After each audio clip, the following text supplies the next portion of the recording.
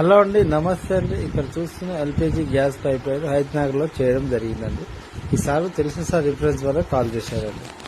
LPG gas pipe line వల్ల కొన్ని ఉపయోగాలు. సిలిండర్ బయట సైడ్ పెట్టుకోవడం వల్ల ఫైర్ సేఫ్టీ ఎక్కువగా ఉంటుంది. ఒకవేళ ఫస్ట్ ఫ్లోర్ సెకండ్ ఫ్లోర్స్ లలో ఉన్నట్లయితే సిలిండర్స్ పైకి ఎత్తుకెళ్లాల్సిన అవసరం లేదు. వంటగదిలో సిలిండర్ ఆక్యుపై చేసే ప్లేస్ మిగులుతుంది.